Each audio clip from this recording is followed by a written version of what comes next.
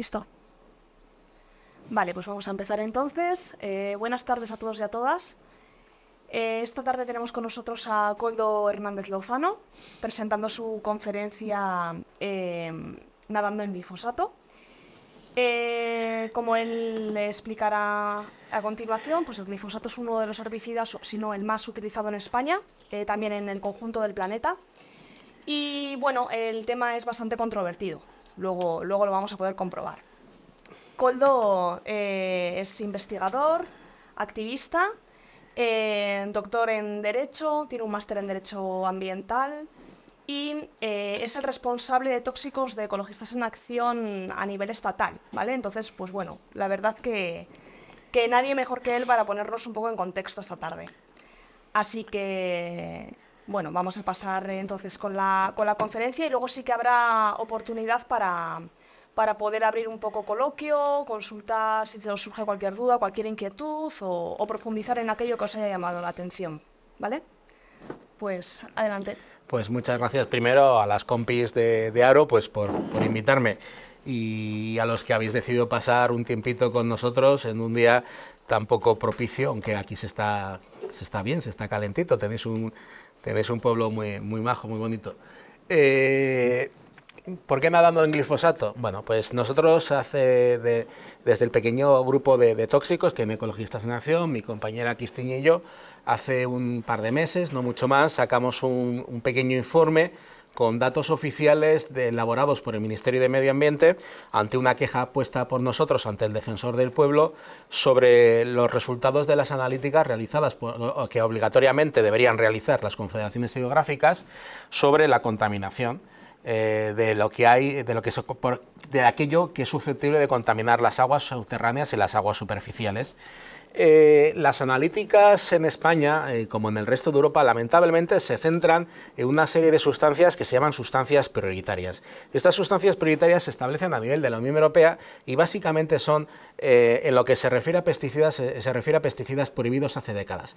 En España básicamente lo único que se controla es DDT, lindano, tóxicos y pesticidas que se utilizaron hace décadas de elevada toxicidad y de elevada preocupación y que supuestamente no tiene ningún sentido analizarlos porque si no se utilizan, ¿por qué tienen que aparecer? Aún así siguen apareciendo.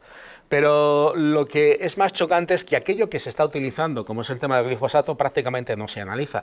No se analiza en aguas se analiza muy poquito en aguas superficiales, se analiza prácticamente nada en aguas subterráneas y se analiza nada en agua potable, en agua de consumo humano.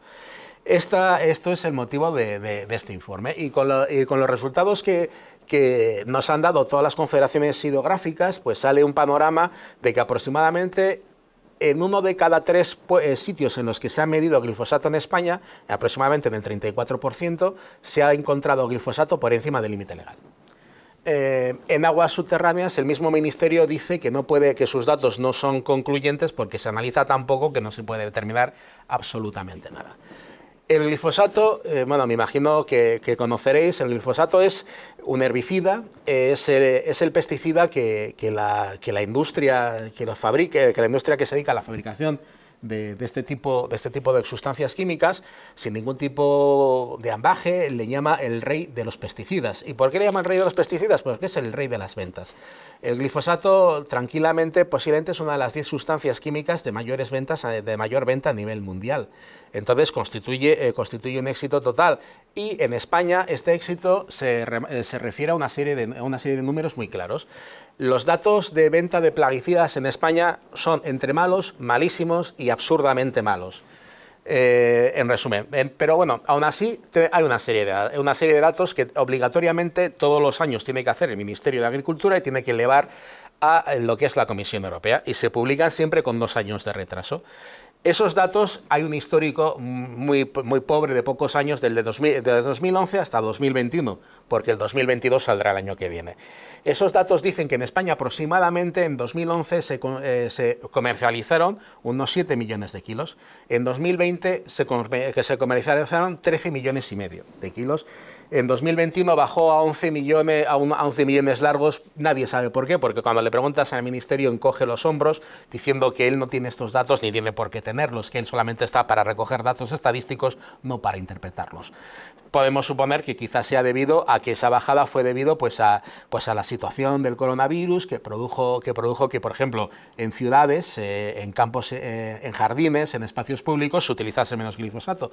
Porque el glifosato, aunque en principio como un herbicida debería aplicarse para usos agrarios, se utiliza para todo. Y es harto probable que en ciudades y en pueblos de La Rioja se haya utilizado. Digo se haya utilizado porque desde mayo del año pasado supuestamente está prohibido en La Rioja utilizar glifosato, porque la ley creo que es de mayo, la ley de biodiversidad que sacó el último gobierno de La Rioja incluye la prohibición del uso del glifosato en espacios públicos. Entonces suponemos que no se utiliza. Simplemente animo que en el caso de que supáis que se está utilizando en espacios públicos, puede denunciarse la situación porque supuestamente no es legal en La Rioja. Esto es una potestad que da la legislación europea a lo que son las administraciones públicas en su ámbito de competencia, es decir, en aquellos espacios públicos. En ningún momento dado, ninguna administración local puede prohibir el uso de glifosato para labores agrícolas o para usos privados, pero sí para usos públicos. El glifosato, y por eso es nadando en glifosato, una de las pocas cosas que no hay controversia ninguna es que es un tóxico para la vida acuática. Y de hecho, si aquí conocéis o habéis visto alguna vez un bote de glifosato, o alguno de vosotros o vosotras ha utilizado en sus labores en el campo glifosato, habrá visto que tiene un pictograma en el que hay unos pececillos boca arriba. Pues simplemente esto, pues que es de las pocas cosas de lo que no hay ningún tipo de controversia. El glifosato es tóxico para los organismos acuáticos y el glifosato, desde ese punto de vista, solamente por ese respeto al medio ambiente, ese respeto a la fauna, pues debería reducirse su uso. Lógicamente nosotros desde Ecologistas en Acción abogamos porque se prohíba su uso, pero es entendible que ningún tipo de prohibición, sobre todo cuando es un producto en uso, puede ser dado de la noche a la mañana, y son las administraciones públicas las que tienen que arreglar el disparate que ellos han producido, no solamente permitiendo el uso, sino favoreciendo ese consumo desbocado que se ha estado dando en los últimos años. Entonces debería corresponder a las administraciones públicas dar las herramientas a los usuarios para que puedan reducir su dependencia del uso del glifosato. Solamente por esto el glifosato debería ser como otro tipo de herbicidas, debería ser mirado con precaución. Pero bueno, el glifosato también puede tener consecuencias para la salud humana. Y de nuevo hay controversias, y siempre va a haber controversias, porque una de las cosas que siempre se hace con todo este tipo, cuando se evalúa una sustancia química, y un pesticida en particular, como puede ser el tema del glifosato, es que supuestamente siempre se dice que son evaluaciones científicas. Bueno, pues desde aquí decimos que no es así. No son evaluaciones científicas. El organismo que hace este tipo de investigaciones en la Unión Europea es la Autoridad Europea de Seguridad Alimentaria, la EFSA. La EFSA, como cualquier organismo regulador europeo o mundial de Estados Unidos, Canadá, Japón, Australia, que son los organismos reguladores que siguen el modelo occidental de regulación de sustancias químicas, en ninguno de estos organismos veremos ninguna bata blanca, no veremos ningún matraz, no veremos ninguna probeta, no veremos ningún laboratorio, porque no los tienen, nunca los han tenido ni los tendrán si sigue este modelo. Lo que es un grupo de personas de mayor o menor prestigio en el que lo que hacen es coger los expedientes que da la industria, y en esos expedientes hay analíticas realizadas por la propia industria y analíticas realizadas por instituciones públicas y privadas, y van determinando, supuestamente eliminando el grano de la paja y quedándose con lo que serían las conclusiones principales para un fin.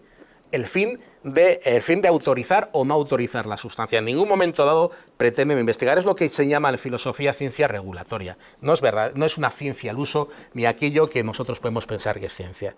Pues con este panorama, países como Francia e Italia han declarado desde hace años que enfermedad profesional para todos los agricultores y agricultoras que sufren Parkinson que hayan utilizado herbicidas. Porque una de las cosas que más evidencia científica hay en la actualidad es que los herbicidas, el uso de herbicidas prolongados, provoca cáncer. O es causa posible de cáncer. En España ni esto pasa, ni ningún tipo de previsión de que pase. Pero ¿por qué el agricultor francés es susceptible de que por el uso de glifosato pueda tener Parkinson y pueda ser acompañado acompañado y protegido por la Seguridad Social, y el agricultor o la agricultora española puede tener Parkinson, pero no es debido al glifosato, a diferencia de lo que ocurre en Francia, y no es protegido por la Seguridad Social. Esto es una cosa que también nos debería hacer reflexionar. También nos debería hacer reflexionar no solamente el consumo, que ha pasado de 7 millones a 13 millones, aunque ahora parece que sea 11 millones y medio. Ya veremos lo que queda en 2020, lo que queda para el 2024 cuando sacan los datos correspondientes a 2022. Es este uso que quizás, si aquí ha habido un agricultor, pues habrá visto que en los últimos años, poco a poco, esas cantidades de glifosato que está utilizando siempre son un poquito cada vez mayores. ¿Por qué? Porque al final todo este tipo de productos, no solamente el glifosato, todo este tipo de productos, hasta como los medicamentos, eufemísticamente a los plaguicidas se le llama productos fitosanitarios, aunque es un plaguicida. Pues a los productos fitosanitarios, como los medicamentos, muchas veces el uso provoca que nuestro cuerpo humano se habitúe a ellos y necesitemos una mayor concentración para tener un mismo resultado. También pasa con el tema de los herbicidas. También se está observando cada vez más, sobre todo en Estados Unidos, pero también ya hay problemas de resistencia, de maleza resistente al glifosato en España y en Europa. Entonces, estas hierbas resistentes al glifosato, lo que obligan, sobre todo donde hay graves problemas que en Estados Unidos, es arrancarlas a mano. Entonces, o arrancarlas a mano o a unir mayores concentraciones de glifosato, o unir el glifosato a otros herbicidas para que tengan la misma eficacia. Parece que el uso de este tipo de herbicidas en las condiciones actuales, sobre todo cuando están muy derivados al precio del petróleo, porque en muchos casos son productos que se sacan de este tipo del petróleo y de sus derivados, son productos que van a tener una línea constante de aumento para aquellos y aquellas que los utilizan. Todo esto nos debería hacer pensar cuál es el modelo. Pero más que pensar en cosas económicas y en cosas tan poco agradables como de salud y todo esto, tenemos que pensar en qué es lo que queremos para nosotros como sociedad. Todo este tipo de procesos regulatorios, que son procesos regulatorios complejos, sobre todo evitan a alguien, a la sociedad. Nosotros somos la sociedad en su conjunto. No estamos hablando de los usuarios ni de los productores de glifosato, que tienen un interés directo, lógicamente, en esto, sino a la sociedad en su conjunto. La sociedad en su conjunto, nadie nos pide nuestra opinión sobre este tipo de cosas, ni nuestra opinión es escuchada. Ha habido encuestas de todo tipo que sitúan que el rechazo a la autorización del glifosato en la Unión Europea se situaba por encima del 70% dentro de lo que es la sociedad europea en su conjunto. Pero bueno, esto no es escuchado porque el proceso de autorización de este tipo de sustancias químicas no permite ni escucha la voz de la ciudadanía. Y más allá de estos tipos de problemas, la voz de la ciudadanía debería escucharse. Al final estamos hablando de productos que pueden tener consecuencias o no pueden tenerlas, pero sobre todo lo que nos dicen es quién es aquel que decide a qué consecuencias debemos estar sometidos, y que encima aquellos que estamos sometidos a las posibles consecuencias no somos escuchados ni tenemos voz. Por nosotros hablan políticos y por nosotros hablan supuestamente científicos, que no lo son, en una labor que no es científica, que nos dicen qué es bueno y qué es malo. Pues bueno, pues ahora vamos un poquito a qué es el proceso. Por ejemplo, aquí veis, lamentablemente no se va a ver porque estos son vídeos y debe haber un problema con la campaña, y no se me acentúa. Esto es un ejemplo. Aquí veríais, en la primera parte, un ejemplo de lo que no era un problema y luego lo fue. Este es un comercial vestido de Indiana Jones que está en una aldea africana y que está diciéndole a la gente de la aldea africana que el DDT es bueno, y directamente lo que está comiendo son gachas que él ha echado DDT encima, y está comiendo gachas con DDT.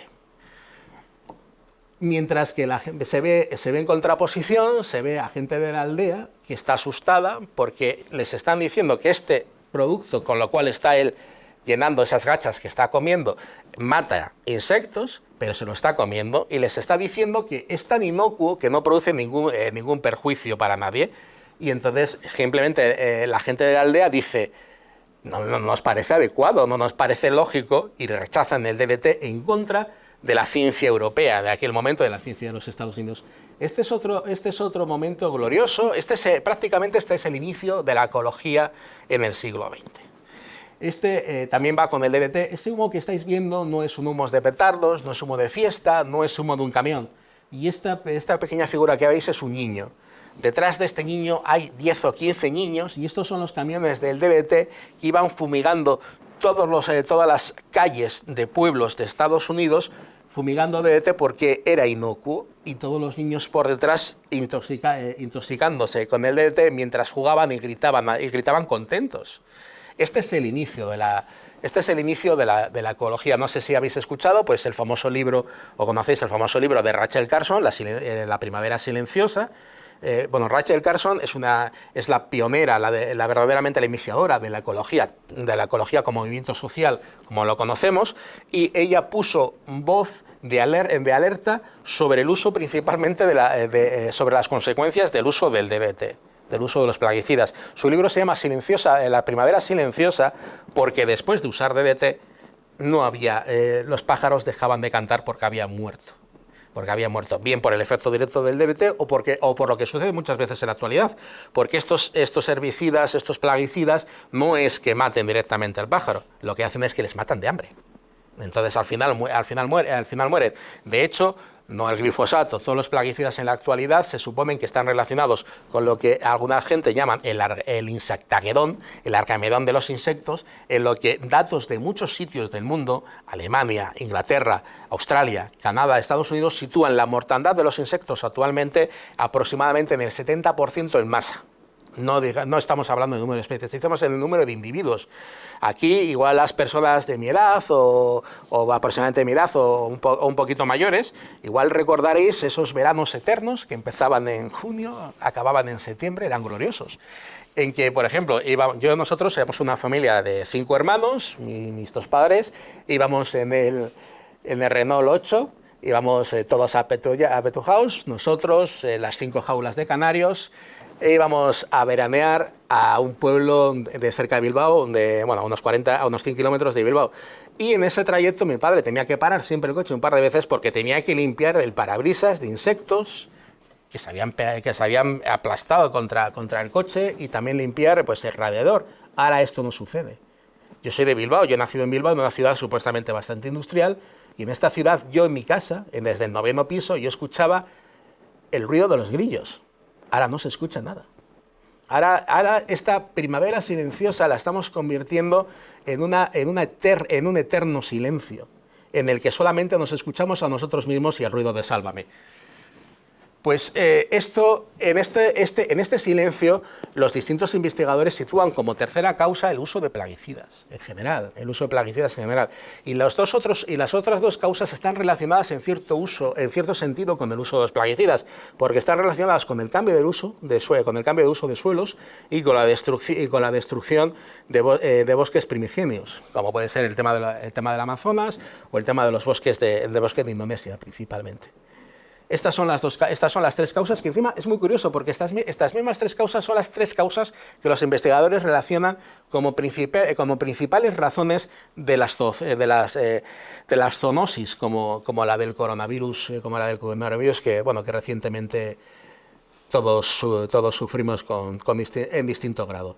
Entonces, al final estamos situándonos en algo que a nivel social debería preocuparnos. O sea, ya no me pongo en la utopía de la prohibición, no, me pongo simplemente en la utopía del diálogo. Podemos hablar entre todos e intentar llegar a consenso entre todos y todas y dejar que estos organismos europeos nos permitan hablar, nos permitan dialogar y nos permitan ser escuchados. Porque el proceso de autorización del glifosato, lejos de ser aquello que en los medios de comunicación habréis estado escuchando constantemente, que es un proceso científico y que solamente la ciencia determina y esa base científica, pues lejos de ellos, yo lo más parecido que he visto nunca a una autorización de glifosato es Eurovisión, porque consiste en Eurovisión. El glifosato es la Eurovisión europea. El glifosato, cualquier aprobación de un plaguicida. Tiene, en Eurovisión hay una primera selección nacional, en este caso. La primera selección nacional se hace cuando un producto fitosanitario quiere su autorización, un plaguicida quiere su autorización, el fabricante va a la Unión Europea y dice, quiero la autorización de un producto fitosanitario, del que sea. Y la Unión Europea le dice, vale, tienes que hacerme un dossier y ese dossier va a ser primero evaluado por dos países, un país ponente y un país coponente. Te dejo elegir qué país lo va a evaluar. Y, por ejemplo, el glifosato siempre lo ha evaluado Alemania, hasta que hubo el escándalo anterior en el que directamente el informe del organismo regulador alemán tenía prácticamente más del 40%, era un copia y pega directamente como de un mal estudiante. No, es más, cualquier tipo de programa, por muy cutre que fuese de buscar plagio, lo encontraba tutiplén. Directamente habían hecho un copia y pega. Bueno, hay una segunda parte. Cuando hay una renovación de una sustancia química, la industria no elige el país que hace la primera revisión del dossier. Supuestamente lo elige la Comisión Europea, pero sorpresa por sorpresa siempre es el mismo que ha hecho la autorización previa. Por ejemplo, España siempre ha sido el país ponente del cloropifos. El cloropifos, quizás alguno de ustedes lo conocerá, es un insecticida que se prohibió a finales de 2019, y que sus ventas dejaron supuestamente de tener que venderse en España sobre el primer tercio del 2020. Es un insecticida, era el más vendido, se utilizaba en España en todas partes, sobre todo en tema de cítricos, y siempre ha estado relacionado, con problemas en el neurodesarrollo infantil y en el desarrollo fetal. Es más, los mayores estudios en Estados Unidos, que lo sigue permitiendo su uso, que lo relacionan con pérdidas en puntos del coeficiente medio de inteligencia superiores a 4 puntos. A 4 o 5 puntos. Es más, hay uno de los mayores investigadores en disruptores endocrinos. Un disruptor endocrino es una sustancia química que mimetiza el efecto de una hormona. Muchos plaguicidas son disruptores endocrinos. El glifosato se sospecha que es un disruptor endocrino y que funcionan a bajísimas dosis. Este investigador tiene un libro muy bueno, está traducido al castellano y el título es revelador. En inglés creo que es Más tontos, más gordos, más pobres. Porque al final la exposición química, este es un libro que abarca mucho más otro tipo de contaminantes, pero habla específicamente del caso del cloropifos, y en el caso del cloropifos es más tontos, porque afecta al neurodesarrollo. Pues bueno, pues después de esta primera evaluación del dossier, que el dossier lo hace la industria, no hay laboratorios públicos que investigan, no hay laboratorios que verifican nada. Pues cuando se hace el primer informe, ese informe pasa después a la EFSA, esa segunda votación a nivel europeo, como puede pasar en Eurovisión. Y la EFSA lo que hace es revisar. La EFSA es la Autoridad Europea de Seguridad Alimentaria, es la mayor institución de control científico europeo después de la ECA. La ECA es la Agencia Europea de Sustancias y Preparados Químicos y Mezclas Químicas, que prácticamente evalúa el resto de sustancias que no son plaguicidas, que no tienen relación con alimentación. Pues bueno, pues la EFSA analiza otra vez ese informe que la proporciona la industria. En este informe que la proporciona la industria, que el reglamento de fitosanitarios tiene un elemento bastante atractivo y bastante novedoso, es el único que lo tiene la Unión Europea. Obliga a la industria que tiene que presentar todos los estudios hechos a nivel publicados en los últimos 10 años sobre la sustancia que se pretende evaluar. Bueno, pues la EFSA después hace su estudio y determina con sus propias reglas, unas reglas que no han sido nunca validadas por un parlamento, son reglas internas elaboradas por la propia EFSA, hace una conclusión, hace un dossier, en el que no dice, en el dossier nunca la EFSA dirá, este producto puede comercializarse, no puede comercializarse, no es su función. Dice, hay dudas, hay huecos en el conocimiento, y con este informe directamente se llega a la fase final, la fase real. Es una fase de votación, es una fase política, en la que la Comisión Europea, con el dictamen de la EFSA, que es preceptivo pero no vinculante, es más de una vez, lo que ha propuesto la Comisión Europea es distinto a lo que decía la EFSA. De hecho, por ejemplo, el tercer plaguicida más usado en España hasta el 2021 es el 1,3-dicloropropeno. El 1,3-dicloropropeno se utilizaba. Es muy curioso porque el 1,3-dicloropropeno es el tercer plaguicida más usado en España y es un plaguicida prohibido. Es más, prohibido desde antes del 2007. ¿Cómo puede ser posible que un plaguicida prohibido haya sido el tercer más vendido en España durante una década? Durante una década. Pues esto es posible por una cosa que la Unión Europea dice autorización excepcional. Consiste en que si hay una plaga que excepcionalmente no puede controlarse por otro medio, tendrá que controlarse por medios aunque no sean autorizados. Pues esto ha abierto un campo de acción tremendo en el que España ha sido líder, en el que en un periodo periódicamente en el que hay datos, que solamente hay datos desde 2011, pues tranquilamente se han concedido más de 30 autorizaciones excepcionales al dicloropropeno al extremo de que se han llegado a vender en España en los últimos años más de 5 millones de litros. El 1,3-dicloropropeno y su prima, la cloriprequina, de la cual no hay datos porque el Ministerio de Agricultura dice que es secreto de Estado, y no estoy vacilando. Es secreto de Estado saber los kilos que se venden de cloriprequina en España, otro plaguicida prohibido. Pues es un gas. Es un gas que se inyecta, la cloriprequina se desarrolló como arma de guerra en la Primera Guerra Mundial y ambos son tóxicos por inhalación, son mortales por inhalación. Entonces, los trabajadores y trabajadoras que están aplicando estos productos, que principalmente se utilizan en los frutos rojos para el cultivo de frutos rojos, pues sufren un grave riesgo. Y principalmente porque se utilizan, son productos que su uso no engaña, son desinfectantes.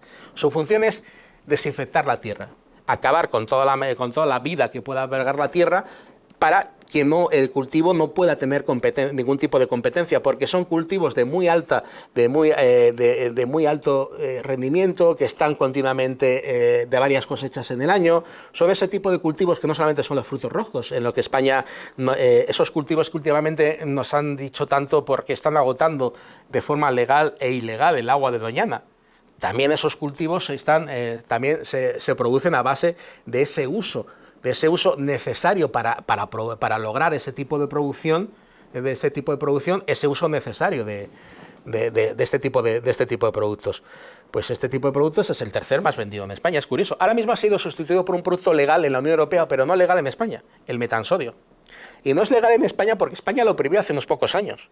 Y lo prohibió hace unos pocos años porque el Ministerio decidió que su apuesta era el 1,3-dicloropropeno.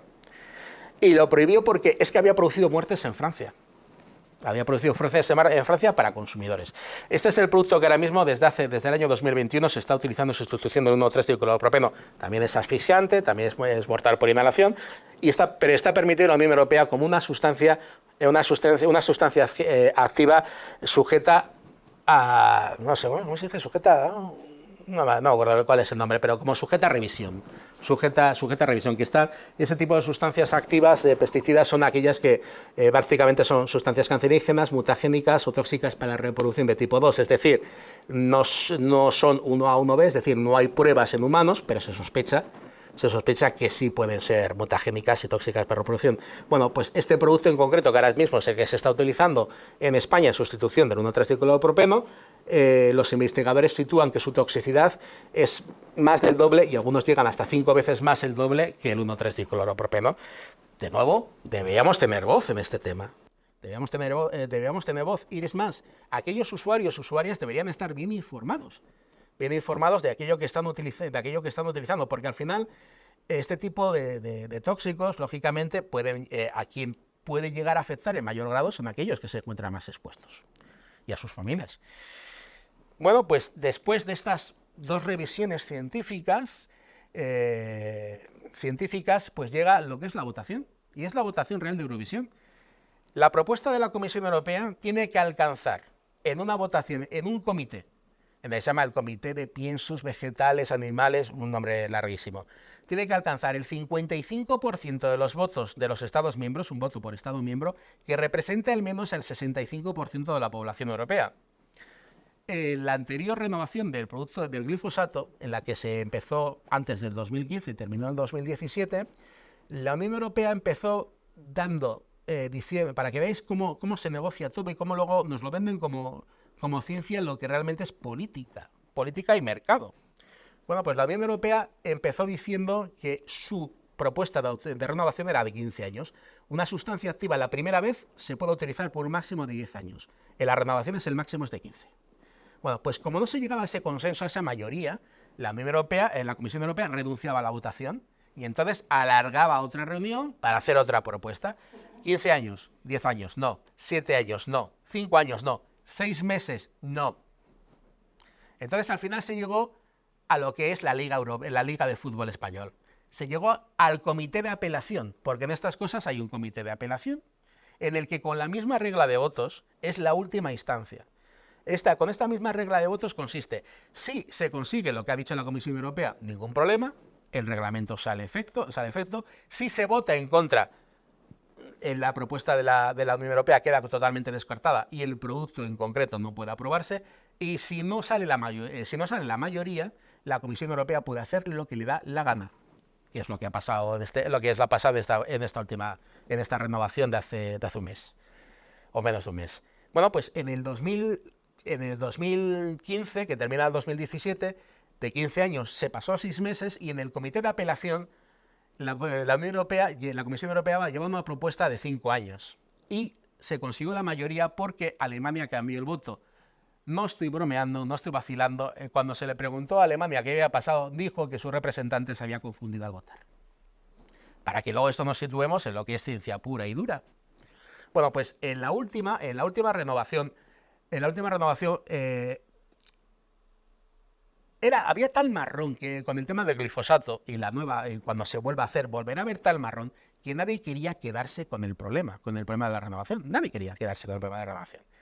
Entonces, por primera vez y única vez, no ha habido un país ponente, no ha habido 2, ha habido 4, porque nadie quería quedarse con el marronazo.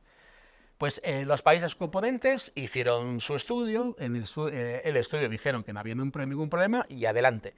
Y la EFSA hizo un informe con mucho retraso, muchísimo retraso.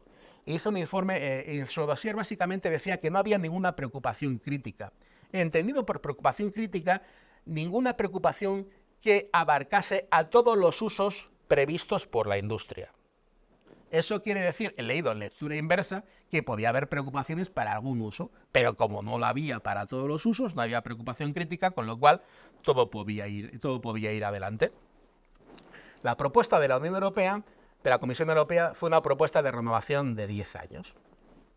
Y como la Comisión Europea iba tardísimo, el glifosato se tenía que haber aprobado el año pasado, en diciembre del año pasado. Entonces, como iba tardísimo, cosa que también es habitual, se alargó un año más. Y en vez de empezar los deberes pronto, pues se han esperado hasta el último momento. Entonces, creo que el día 15 de diciembre acababa el plazo. Y si acababa el plazo sin una renovación o una prohibición, o la que fuera, el producto tenía que dejar de utilizarse porque ya no estaba autorizado, no había una renovación, pero todos los productores podían pedir daños y perjuicios a la Comisión Europea, inclusive por cese de lucro. Entonces, la Comisión Europea propone 10 años, el máximo, porque dice que como no hay ninguna preocupación crítica, pero a la vez dice que no hay ninguna preocupación crítica en su reglamento, que es el que finalmente se aprueba, está lleno de... Dado que no hay ninguna preocupación crítica, pero hay una preocupación, por ejemplo, con aguas subterráneas, permito que los Estados miembros tomen medidas de restricción voluntarias si quieren. Dado que no hay una preocupación crítica, pero hay una preocupación con respecto a pequeños mamíferos, permito que los Estados miembros tomen medidas de restricción. Ese fue la propuesta de la Comisión Europea, que no sacó la mayoría necesaria, no sacó ese 55-65, y no por la ayuda ni por la presión del Ministerio de Agricultura español, que en todo momento se ha posicionado a favor completamente del uso del glifosato. Es más, los 3 ministerios que tienen competencias en este tema, aunque el Ministerio de Agricultura gana por mayoría absoluta, que son Sanidad, Medio Ambiente y Agricultura, 2 de ellos, Sanidad y Agricultura, se posicionan a favor, y Medio Ambiente tímidamente en contra, porque Medio Ambiente sabe que hay un gravísimo problema de contaminación en las aguas españolas.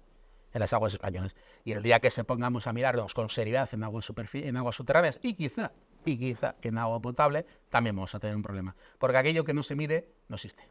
Entonces, como sabían que había un grave problema, pues tímidamente se opuso.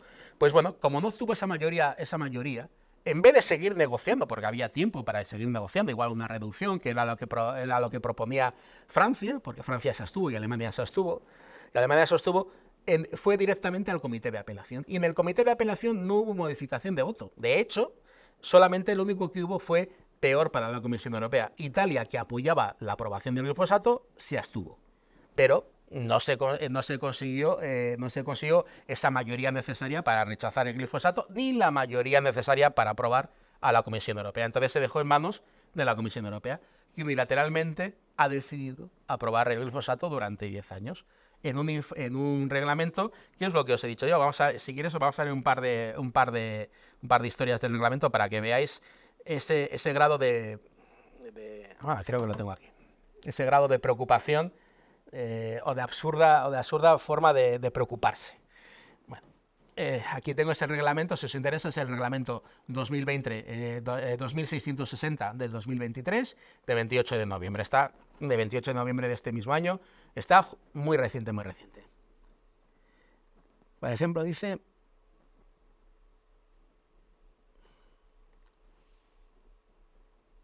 Vale. Conviene en particular establecer límites máximos para determinadas impurezas relevantes desde el punto de vista toxicológico, que pueden estar en el material fabricado, a fin de garantizar que la sustancia no tenga efectos nocivos para la salud humana. Conviene. Una de ellas. Sobre esta base de los resultados, es necesario que los Estados miembros presten especial atención a determinados aspectos técnicos cuando lleguen a las evaluaciones de los productos que contengan el glifosato. A fin de garantizar que los productos fitosanitarios que contengan glifosato no contengan efectos nocivos para la salud humana o animal, ni efectos inaceptables para el medio ambiente, debe exigirse, no es que se exija, debe exigirse a los Estados miembros que presten especial atención. Algunos cultivos que pueden producirse en el campo no se ha terminado la evaluación de su riesgo para los consumidores de los residuos que puedan estar presentes. Por esto dice que los estados deben prestar atención a la evaluación de este tipo de cultivos. No se detectó ningún problema relativo al riesgo de lixiviación directa, o sea, de lo que corre por escorrentía, que puede filtrarse al suelo y también ir a las aguas superficiales y subterráneas del glifosato. Sin embargo, durante la revisión por pares se observó que las aguas subterráneas pueden verse expuestas. Además, es posible que determinados usos no agrícolas del glifosato en superficies selladas y muy permeables puedan dar lugar a un mayor riesgo en aguas superficiales, subterráneas y superficiales. Por consiguiente, es necesario, los Estados miembros deberían evaluar este tipo de consecuencias. Aquí hay, de este tipo de deberían, por ejemplo, yo qué sé, aquí tenemos desde... que deberían proteger a anfibios, que deberían proteger a animales, que deberían proteger... Y todo esto lo están diciendo al mismo tiempo que no dicen que no hay ningún tipo de problema y que lo van a dar, y que lo dan 10 años más. Y es más, es que ni han prohibido su uso en espacios públicos. Simplemente dicen que, como en el anterior reglamento, que nadie hizo caso, que los Estados miembros pueden prohibir, deben velar para que no se use en espacios públicos. El deben velar está hecho en condicional, no implica una obligación. Este es el reglamento que ha hecho la Unión Europea basada en el dictamen de la EFSA. Un reglamento en el que ha habido muchas voces y ninguna ha sido de la sociedad civil. No sé si algunos de ustedes han visto cuando ven pasar por una carretera, eso pasa también en trenes. Hace poco ha salido, esta misma semana creo que ha salido una noticia de unas ovejas intoxicadas muertas por ingestión de hierba con glifosato debido a que los trenes de Adif que van regando de glifosato todas las vías para evitar los trabajos. Y que Adif ha reconocido en otras ocasiones que sí ha sido ese exceso de glifosato lo que ha producido las muertes. Entonces, ¿en qué estamos? ¿Que el glifosato es tóxico o que no lo es? ¿O que es a veces y otras veces no? Bueno, este es ese campo abierto que queda la duda. También esto se ve, no sé, bueno, cuando ustedes igual han visto pues un pequeño camión que va pasando por la carretera echando líquido, pues es glifosato ¿y por qué se echa? Pues porque es muy barato. Aunque está subiendo el precio para el uso de los agricultores y la cantidad que tienen que echar es barato. Es barato y sobre todo porque, por ejemplo, hay veces que los comerciales, los grandes directivos de las empresas, o dicen lo que piensan de manera abierta, o sencillamente se les escapa. Por ejemplo, hace un par de años, y lo podéis ver, lo podéis buscar en internet, hace un par de años, cuando la Bayer compró a Monsanto, Monsanto era la detentora de la patente del glifosato, que no sé si sabéis de curioso, el glifosato nació primero como medicamento, para uso medicamental. Como no tuvo éxito, se vendió como desatascador. Como no tuvo éxito, a alguien de Monsanto, que era quien tenía la patente, se le ocurrió venderlo como herbicida. Y empezó a tener muchísimo éxito. Y su mayor éxito fue cuando fue unido a la venta directa de glifosato más semillas resistentes al glifosato, de soja transgénica, de organismos modificados genéticamente. Cuando se empezaron a vender estos tipos de productos, sobre todo que se utilizan en España, es el máximo productor de cultivos modificados genéticamente en la Unión Europea, pero es un cultivo bastante humilde, bastante pequeño, pero somos la máxima superficie agraria.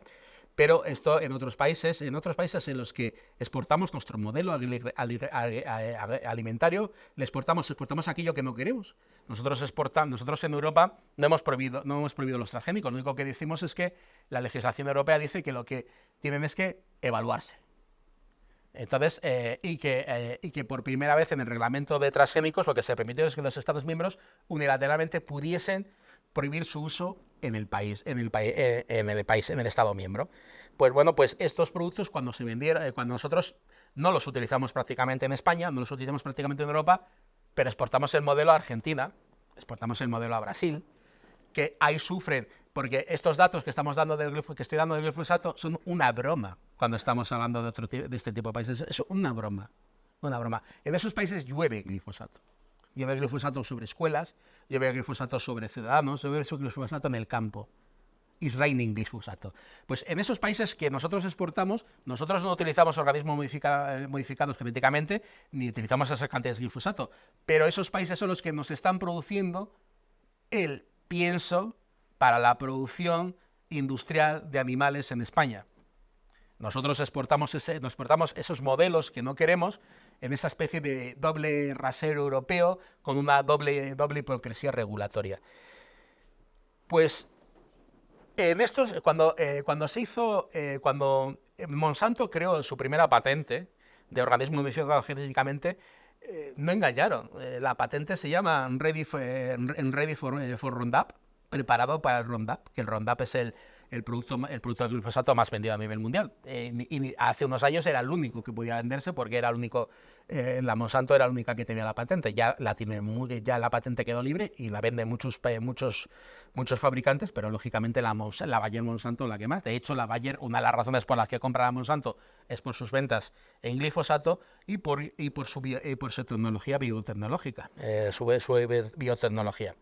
Pues cuando empiezan a desarrollarse estos productos, nos los venden diciendo que van a producir que se reduzca el uso de plaguicidas. Todo lo contrario. O sea, desde ese momento es cuando el glifosato pasó a ser una de las 10 sustancias más vendidas a nivel mundial.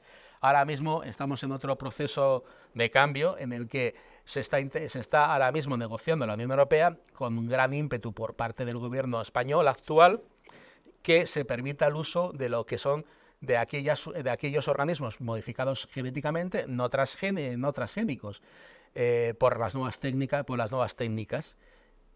Bueno, entonces estamos también nos están vendiendo eso como parte de ese beneficio de estas nuevas sustancias, de estas nuevas semillas, pues que van a reducir el uso de plaguicidas. Espero que esta vez tengan la suficientemente vista para que esto realmente ocurra así y no haya pasado como pasó por el tema del glifosato. Pero lo que iba, que me disperso. Pues bueno, pues la directiva de la Monsanto, de la Bayer Monsanto, en Sudamérica, dijo hace unos 2 años, preguntándole por las bondades del glifosato, dijo que el glifosato era el mejor invento que había hecho la humanidad para eliminar los trastornos musculoesqueléticos. ¿Por qué? Porque lo que quería decir que lo que hacía es eliminar trabajadores y trabajadoras del campo, abaratar costes para los grandes propietarios y expulsar a propietarios. Esta es una de las funciones, de este tipo de herbicidas. Lógicamente, no soy agricultor y doy por hecho que todo tipo de beneficios para el agricultor son buenos, pero que no nos vendan este tipo de beneficios diciendo que se evitan trastornos musculoesqueléticos, cuando estamos hablando de una sustancia que debe ser como mínimo controlada. Pues este es un poquito el panorama global y en el que he querido incidir. Y sobre todo, ya por último, porque creo que me estoy alargando, por último, cuando estamos hablando de ciencia, solamente la última pincelada de este tema, porque es un tema que especialmente siempre me ha chirriado.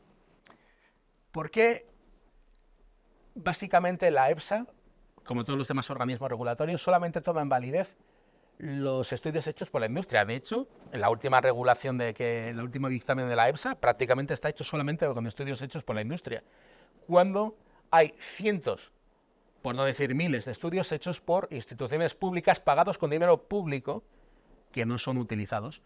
Como ya había dicho, el reglamento fitosanitario obliga a los que quieren renovar una sustancia o vender por primera vez una sustancia en la Unión Europea, tienen que hacer un dossier en el que tienen que meter todos los estudios publicados sobre esa sustancia en los últimos 10 años. Bueno, pues la EFSA valoró más de 7.800 estudios hechos por instituciones públicas, principalmente pagados con dinero público.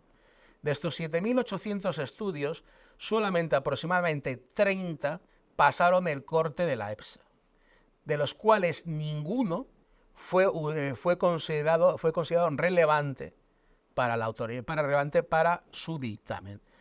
Aproximadamente solamente el 0,3% de los estudios hechos pagados con dinero público fue considerado relevante y ninguno tuvo la relevancia necesaria para ser determinante. Todo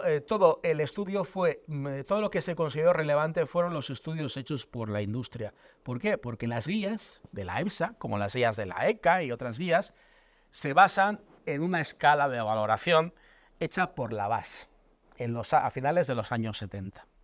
Bueno, pues a finales de los años 70 hubo el mayor escándalo que nunca ha habido de falsificación de estudios de toxicología en Estados Unidos, en el que, por ejemplo, ratones macho parían, hembras de ratones tenían cáncer de próstata, había ratones muertos que vivían, y esto pasó con muchas sustancias. Inclusive estuvo a punto de llegar hasta el glifosato. Es más, siempre el glifosato se ha dicho que también estaba trufado de este inicial fraude. Lo único que justo tocó cuando se estaba iniciando la evaluación. De hecho, en la primera evaluación que hace la EPA estadounidense del glifosato lo considera cancerígeno. A los 3 meses o menos del año dijo que pasó de cancerígeno a inocuo. Pues bueno, por este escándalo, ya sabéis que en Estados Unidos muchas veces al final lo que se produce es más que una norma jurídica, una autorregulación de la industria. Pues la industria creó lo que se llaman guías de buenas prácticas de laboratorio. Las guías de buenas prácticas de laboratorio es una forma de hacer ensayos. Nunca se valora que un estudio hecho bajo esas guías tenga mejor o peor calidad que los ensayos realizados por instituciones públicas y publicadas en revistas científicas, en literatura científica, en revisiones por pares, en lo que se llama el peer review. Es una forma simplemente, un procedimiento de hacer un ensayo. En ningún momento dado avala la calidad del ensayo, pero supuestamente lo que sí avala es que el ensayo no pueda falsificarse, no pueda contener fraude. Hace 2 años, el laboratorio de referencia alemán que hacía este tipo de ensayos tuvo la denuncia y creo que está en juicio y va a palmar por falsificación en este tipo de ensayos. Entonces, al final, son procedimientos humanos como cualquier otro procedimiento humano que está sujeto a fraude. Pero en la regulación de la Unión Europea, como en otros países, lo que dice es que los ensayos hechos con las buenas guías de prácticas de laboratorio parten de la presunción de fiabilidad, mientras todos aquellos estudios que no están hechos bajo este estándar parten de la base de que no son fiables. Ninguna institución pública, ningún instituto público puede permitirse ni el tiempo ni el dinero de hacer estudios bajo las buenas prácticas de laboratorio. Implican un elevado número de personal, un elevado número de medios que habitualmente ningún de este tipo de laboratorios tiene. Y esta es la premisa bajo la cual se hacen las evaluaciones en la Unión Europea y la cual siempre sale en medios de comunicación y partes involucradas, como podemos ser nosotros, en los que mientras que yo estoy aquí diciendo esto no es ciencia o es ciencia regulatoria bajo un marco legal en el que se vota, en el que finalmente se vota, pero cuya finalidad es la aprobación de sustancias químicas. Pues este es un marco legal en que se produce esa especie rarísima y casi irónica, en que el dinero público sí sirve para financiar la investigación y el desarrollo de la ciencia y tecnología, pero no sirve para evaluar aquello a lo que nos vemos expuestos. A esto se une que aquí podemos tener esta charla en la que os he podido agotar más o menos, en la que quizá opináis de forma diferente a nosotras, pero que ni mi voz va a ser escuchada, ni tu voz va a ser escuchada. Eso sí, nosotros estaremos expuestos a este tipo de productos que pueden o no tener consecuencias, pero que sobre todo lo que nos están hablando es de un marco mundial de exposición en la que nosotros somos los expuestos sin tener ningún tipo de opinión, ni la mera información. Porque del mismo forma que aunque nadie entienda un cosmético viendo sus ingredientes, aunque nadie entiende todos los aditivos que vienen en una lata de lentejas, todo el mundo lo puede ver, nadie sabe ni está regulado que nos aparezcan aquellos productos que puedan estar susceptibles de restos de plaguicidas, que puedan estar susceptibles en aquellos alimentos que compremos, como elementos simplemente de información para aquellos y aquellas que quieran estar informados. Y se produce la gran ironía de que, por ejemplo, si el alimento es vendido en una malla, sí aparecen. No sé si habéis visto las mallas de naranjas, que aparecen en las mallas de naranjas, aparece una pequeña etiqueta en la que siempre aparecen 2 o 3 ceras y aparecen siempre 2 o 3 fungicidas. Porque cuando el alimento es metido en un envase, que haya varios alimentos seguros, varios alimentos, si se utilizan pesticidas post cosecha, sí tienen que aparecer indicados. Esa información parece que sí es útil al consumidor, pero aquella otra que no sean de alimentos metidos en una malla y que se hayan utilizado ningún tipo de plaguicida post cosecha, pues parece que sencillamente nos hurtan la información porque en la ignorancia se vive feliz. Y yo por mí he terminado.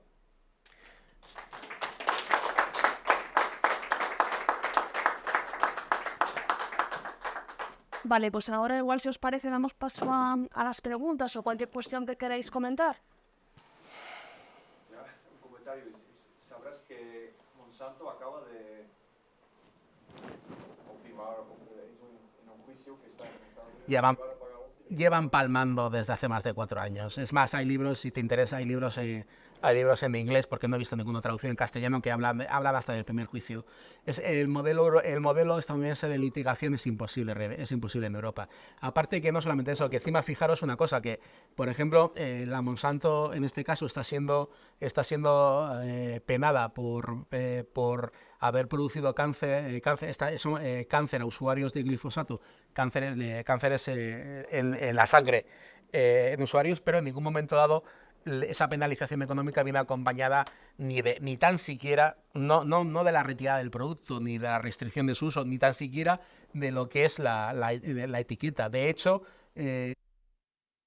pero debería ser un elemento de valoración de cuando se vota qué partidos políticos toman ya no digo en serio, sino ni en su propia cartera de propaganda este tipo de asuntos, en el que el glifosato es uno más. O sea, para mí particularmente el verdadero problema del glifosato es ese uso desmedido y esa cantidad, no es el pesticida más peligroso usado en España, ¿eh? O sea, no es lo que sí es llamativo. Yo abogo por una voz de una sociedad civil, que encima que algunas veces estamos equivocados. No tenemos que ser muchos, tenemos que ser lo suficientes. Porque otras vías ahora mismo en España, sin este primer paso, no son reales, de verdad, no son reales. El Partido Socialista, por ejemplo, quien podría haber estado supuestamente, y si hay alguien del Partido Socialista y le duele, pues lo siento, pero esto es verdad, sí, que podría haber estado interesado en este tema, el Partido Socialista, por ejemplo, en la Unión Europea ha tenido dos voces. En la voz de Agricultura, liderado por Clara Aguilera, en el que desde la Comisión de Agricultura del Parlamento Europeo ha estado abogando completamente por la aprobación del glifosato de una forma beligerante y porque esta semana hemos tenido dos decepciones, este mes hemos tenido dos grandes decepciones. Primero, se ha aprobado el glifosato, cosa que era harto probable, pero segundo, ha decaído en el Parlamento Europeo por primera vez, es una cosa muy rara, una propuesta de reglamento de la Unión Europea, que era la propuesta de reglamento de uso sostenible de plaguicidas. Hay una directiva actual de uso sostenible de plaguicidas, pero este reglamento por primera vez iba a establecer objetivos de reducción vinculante para los Estados miembros. Porque el objetivo vinculante de reducción que ya existía, no plasmado en un texto escrito en España, consiste que año tras año aproximadamente España aumenta un 2,5% su uso de plaguicidas. Ese es el compromiso de España en reducción de plaguicidas. Pues ese reglamento es de las poquísimas veces que un reglamento propuesto por la Comisión Europea, que siempre está consensuado, se haya rechazado en el Parlamento Europeo.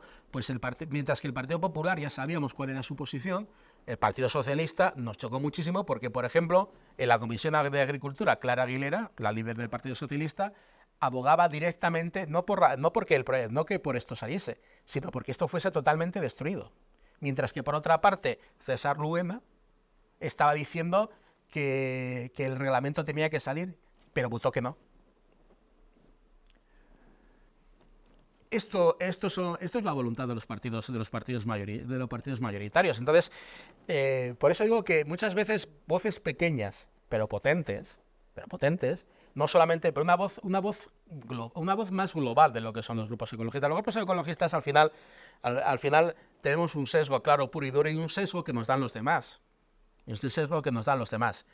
Entonces, en ese sesgo que nos dan los demás, sería muy interesante que asociaciones de amas de casa, asociaciones de padres y madres de familia, hagáis pequeñas labores dentro de lo que podéis hacer, que por ejemplo, que sería que en los comedores escolares se introdujese obligatoriamente, por ejemplo, alimentación ecológica. Estaríais ayudando también a esos cientos y miles de agricultores y agricultoras españolas que han apostado por otro modelo. Y sería una voz de presión. Y que esa voz de presión se uniese al activismo político, porque nosotros somos activistas políticos también. Nosotros no, yo no me autoengaño ni quiero engañar a nadie. Nosotros somos activistas en este tema. O sea, yo no quiero engañar como me están diciendo que esto es ciencia. No lo es. Pues yo no me engaño ni quiero engañar. Esto es política.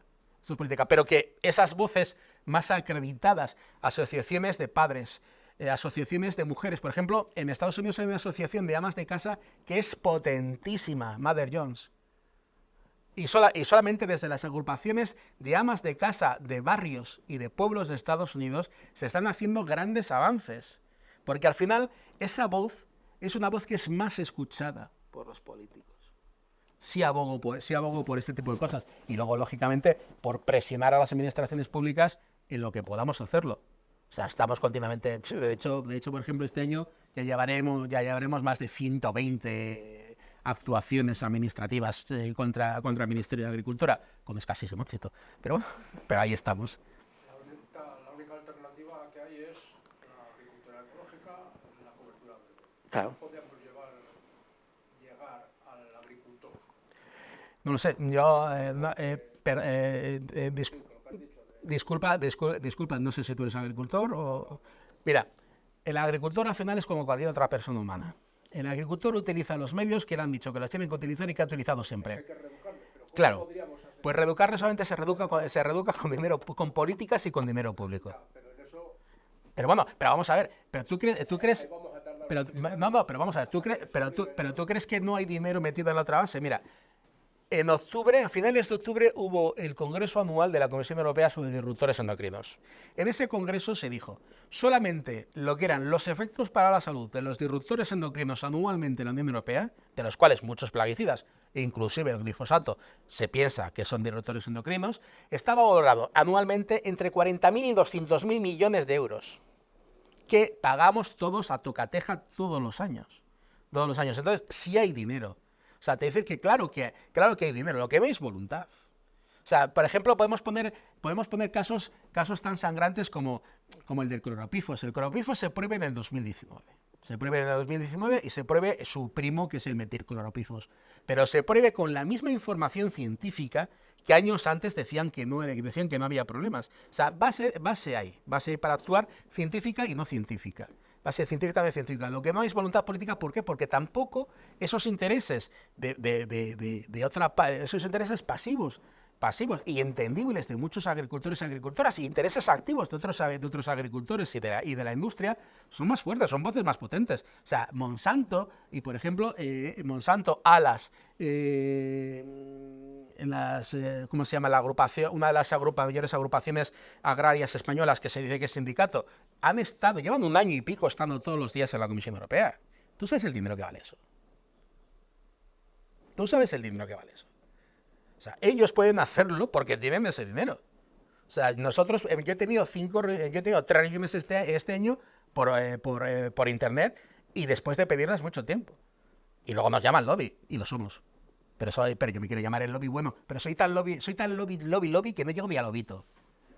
Entonces, aquí lo que tiene que haber es dinero público. Primero tiene que haber una política y dinero público. Por ejemplo, te doy el ejemplo de Dinamarca. Dinamarca, ya sé que no es una potencia agraria ni mucho menos, pero Dinamarca, con la actual legislación, que es el Real Decreto de Transposición de la Directiva del 2009 de uso sostenible de plaguicidas, se propuso reducir un 50% su uso de plaguicidas. Y lo consiguió en 2 años. ¿Sabes cómo lo consiguió? Poniendo impuesto.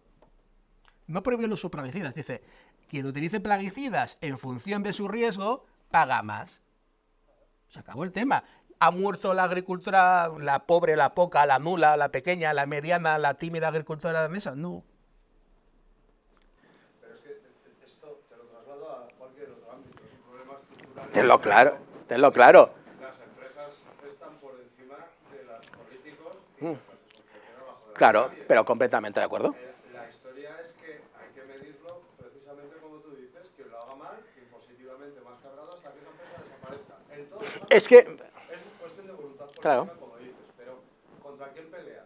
Antes has nombrado lo de Latinoamérica. Latinoamérica, que la soja transgénica en Argentina es terrible, sí. el Roundup es el herbicida que utilizan, pero es que Monsanto ha tenido la capacidad de modificar legislaciones agrarias en Latinoamérica para prohibir las semillas orgánicas. Pero no solamente eso. Mira, ya que Claro.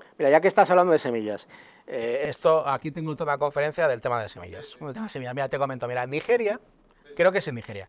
En Nigeria, Nigeria siempre había sido un país en que había una agricultura familiar relativamente bollante. O sea, no había problemas de carestía, no había problemas de hambrunas, no había falta de alimentación y era una agricultura basada en la transmisión sin pago entre familiares, entre amigos o con pagos, bueno, pagos informales. Bueno, pues hace menos de 10 años, Nigeria prohibió la venta de este tipo de semillas y es más, poniendo multas de cárcel, creo que eran de más de 200.000 años y de 9 años de cárcel. O sea, que encima sorprendió a mucha gente porque nadie entendía nada. Pero que no solamente porque prohibía el tema de esto, sino porque encima la enormidad de las multas.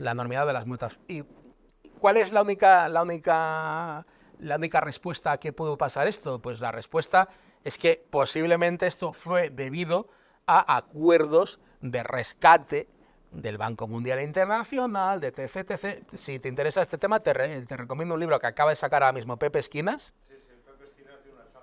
Mateo, Pepe Esquinas es una maravilla. Pues Pepe, el libro creo que se llama Cerca del colapso, aquí lo tenéis, es un libro maravilloso, rumbo al ecoicidio, aquí lo tenéis, rumbo al ecoicidio, es un libro maravilloso, cortito y deja las cosas clarinete. Vamos a ver, aquí el mercado, aquí por ejemplo, yo qué sé, si vamos a yo qué sé, aquí al tema.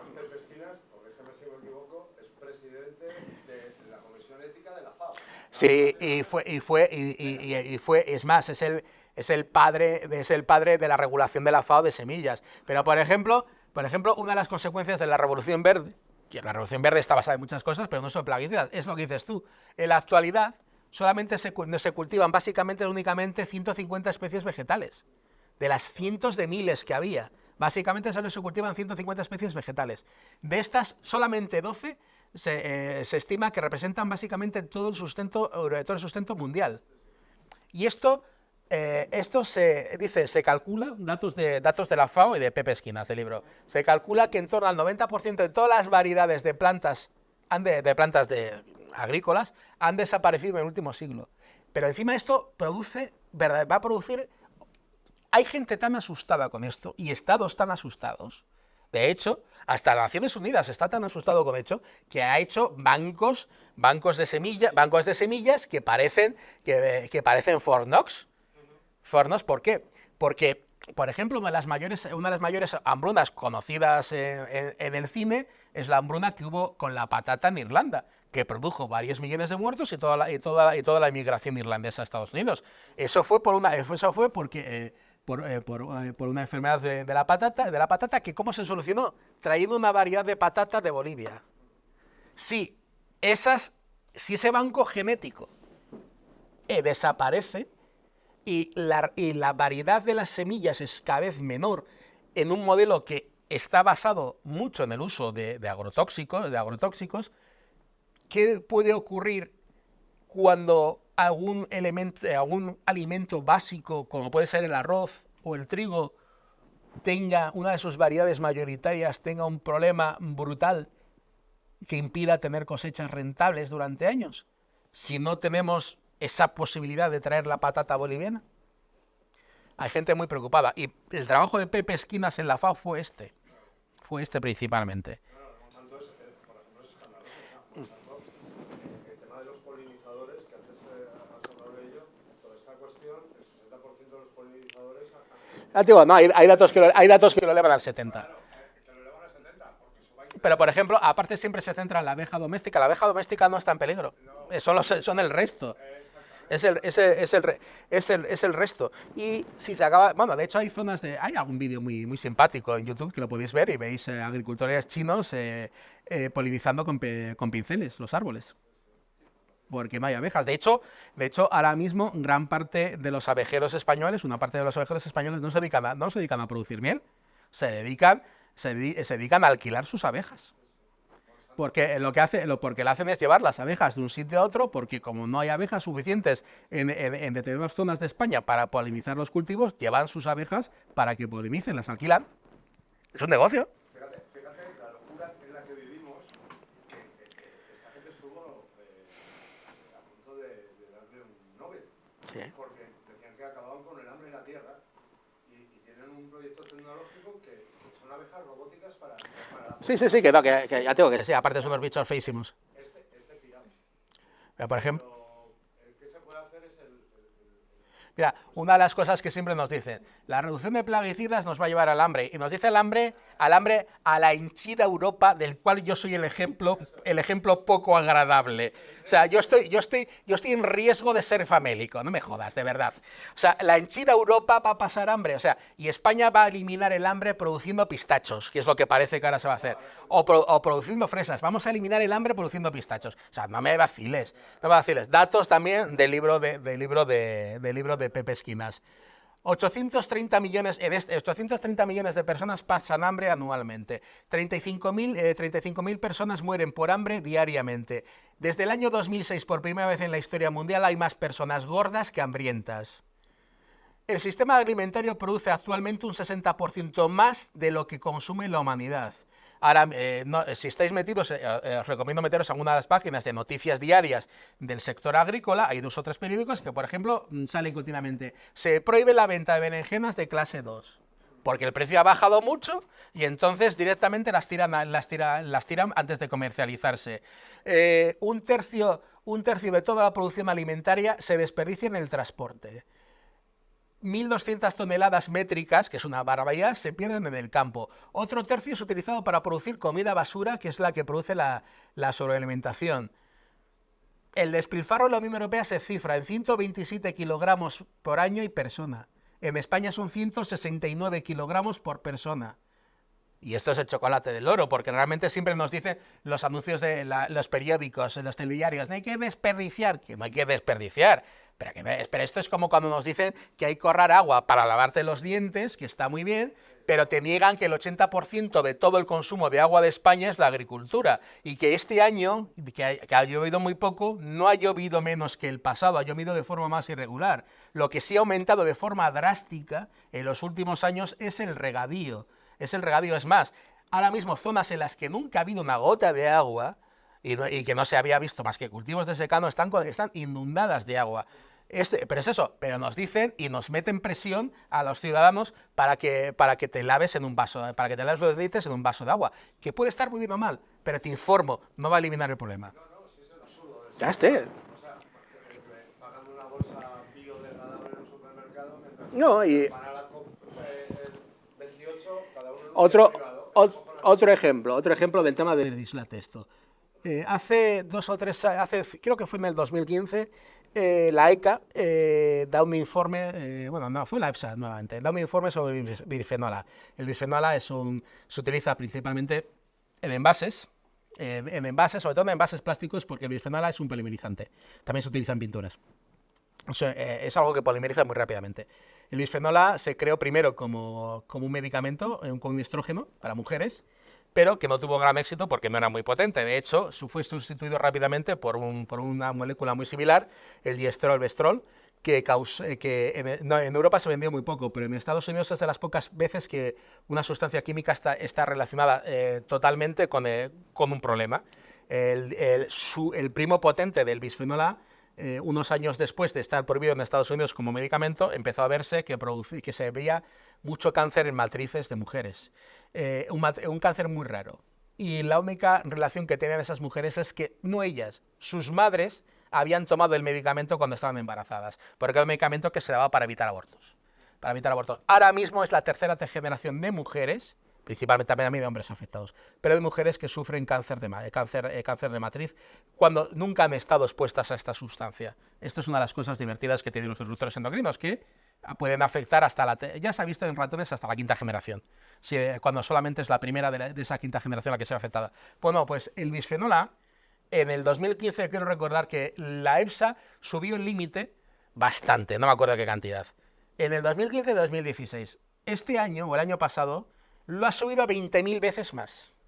Es más, lo ha subido ahora todavía no está a nivel regulatorio, pero lo ha subido 20.000 veces más con los mismos datos que había.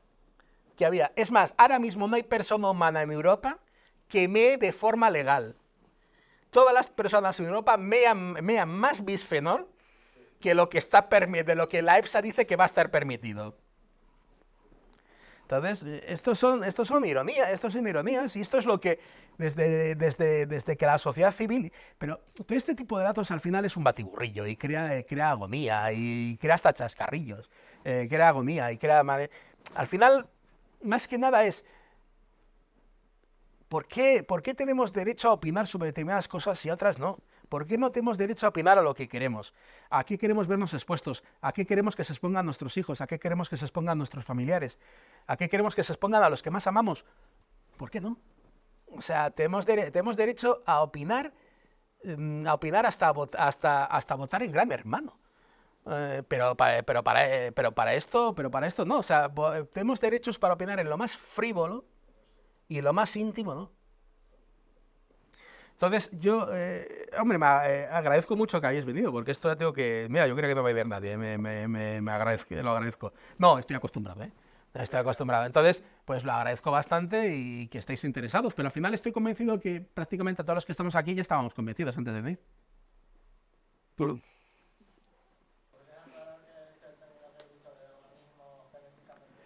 Sí, vamos a ver.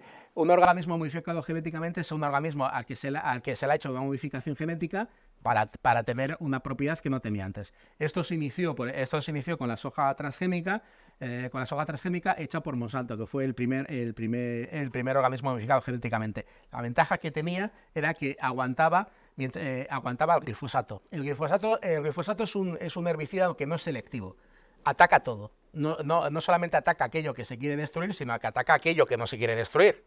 Entonces es muy interesante para el fabricante para el fabricante poder tener organismos que aguanten el glifosato, porque de esa forma puedes echar mucho glifosato sin consecuencias. Antes el glifosato tenía muchas ventas, pero menores, porque solamente se podía utilizar o con mucho más cuidado en determinados momentos del desarrollo del vegetal, no en cualquier momento. Es más, el glifosato, una de las cosas que tiene, como tiene otros pesticidas, es que son pesticidas sistémicos. Se absorben por las raíces y están en todos los tejidos del vegetal. Hay muchos pesticidas, no todos, pero hay muchos pesticidas que no los eliminas limpiándolos con agua en el fregadero, ni limpiándolos con lejía. Están en todos los tejidos del vegetal, están en las raíces, están en el interior. El glifosato es uno de ellos. Estos son los organismos. Aproximadamente hay muchos organismos modificados genéticamente desde entonces, y el 80% de todos estos organismos modificados genéticamente son únicamente haces que aguantan un pesticida. Se venden en un conjunto. Habitualmente encima es la misma empresa quien vende la semilla transgénica y el pesticida que la aguanta.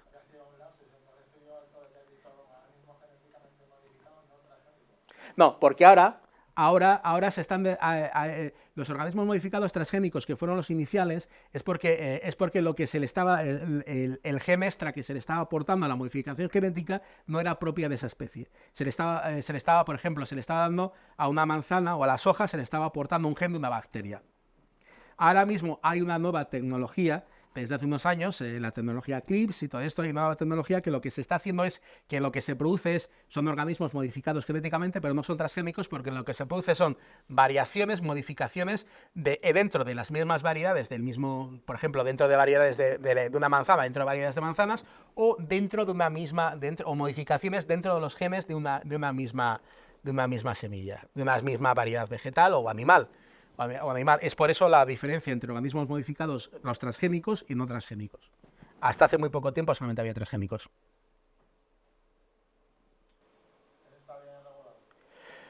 Los transgénicos están regulados en la Unión Europea. Están permitidos.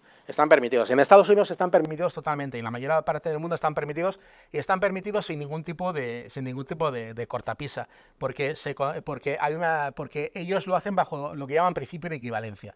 Su principio de equivalencia es que si una manzana transgénica y una manzana no transgénica son idénticas, son muy parecidas, son iguales, con lo cual no hay ningún problema y todas son iguales. ¿Vale? En Europa la modelo de regulación no fue exactamente igual. El modelo de regulación no impide que se puedan utilizar organismos modificados genéticamente, sino dice que tienen que estar autorizados. Tiene que haber un proceso de autorización en el que tiene que haber una investigación, tiene que haber un dossier, tiene que haber tiene que haber unos informes, muy parecido a lo que se contaba con el glifosato. Lo único que como hubo tanta controversia en su inicio, la Comisión Europea finalmente hizo un dictamen en el que en ese dictamen, ante la controversia que había, permitía que los Estados miembros de la Unión Europea pudiesen prohibir el uso de los organismos modificados genéticamente, los autorizados en Europa, los pudiesen prohibir en el Estado. Por ejemplo, España no ha optado por esa vía, ha permitido, de hecho, no es una producción grande. Pero España ha permitido el uso de hecho es el mayor productor de transgénicos en Europa. Entonces, hace unos pocos años, cuando salieron las nuevas técnicas de organismos modificados genéticamente no transgénicos, hubo un debate para ver si cabían dentro del reglamento actual o no cabían dentro del reglamento actual. La Comisión Europea determinó que sí cabían dentro del reglamento actual, o sea que estaban sujetos a autorización. La industria se opuso y lo llevó a juicio, y el Tribunal de Justicia de la Unión Europea determinó que más allá de la palabra transgénica, el reglamento lo que hacía era regular organismos modificados genéticamente, y que una modificación a nivel de variedad o a nivel de una especie era una modificación genética. En la actualidad, los organismos no transgénicos están sujetos a autorización.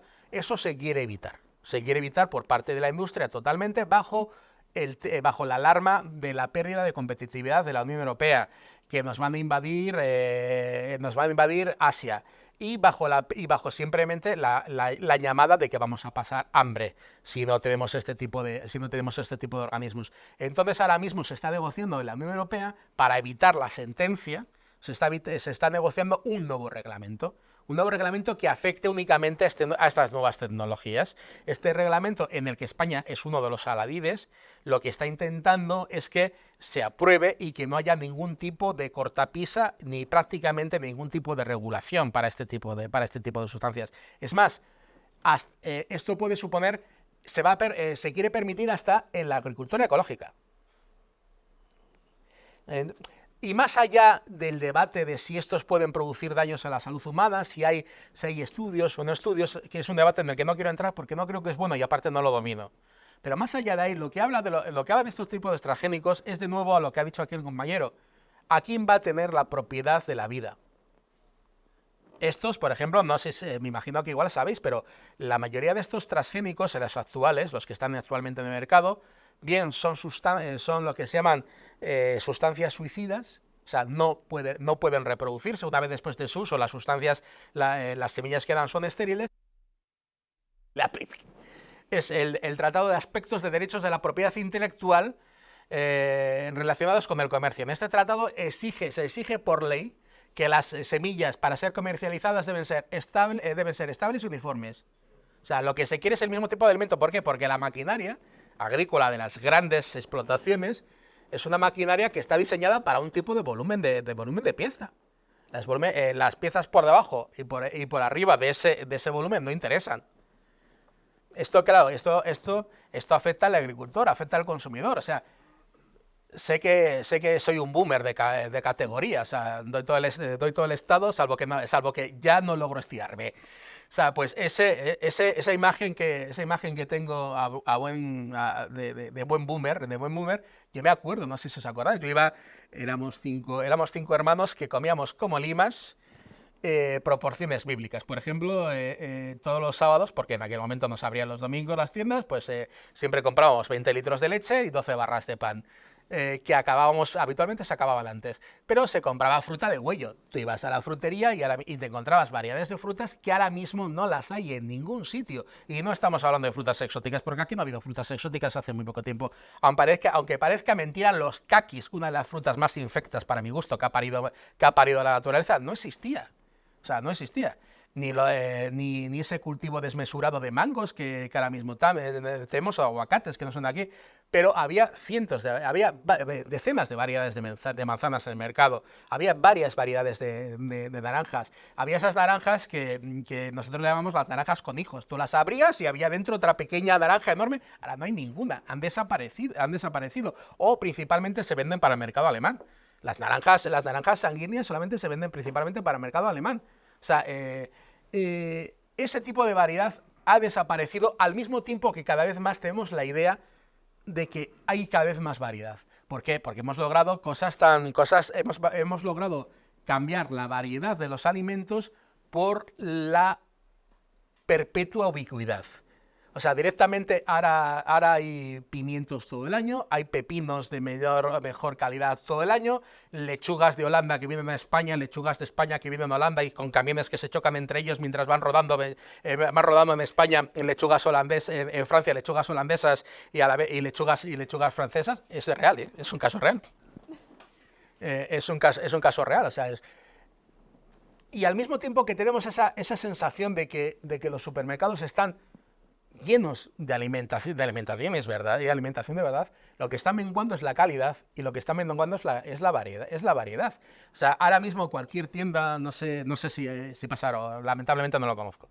No conozco mucho Aro. Y eso que tuvo una pareja de aquí. Esa variedad ahora mismo en Logroño solamente la vemos en el mercado de abastos, en esa tienda que un kilo de manzanas te vale 5 euros, o en alguna tienda de delicatessen que el kilo de manzanas te vale 7. En los demás no existe. Se venden como si fuesen joyas. O sea, yo alguna vez que he comprado me he sentido como Pretty Woman. Estaba esperando que el frutero me hiciese así con la tapa. No lo he conseguido, que conste que es una de mis mayores ilusiones. No lo he conseguido. Pues esta variedad, hemos sustituido la variedad por... pues no sé por cómo decirlo, por la perpetua ubicuidad, por tener un pimiento y por perder la razón y el sentido común de los tiempos y de lo que se produce. Yo estoy convencido que mi yo de 10 años, que no me acuerdo afortunadamente para mi yo de 10 años, estaba mucho más consciente de cuándo podíamos tener un pepino en el mercado que mi yo actual. No lo sé.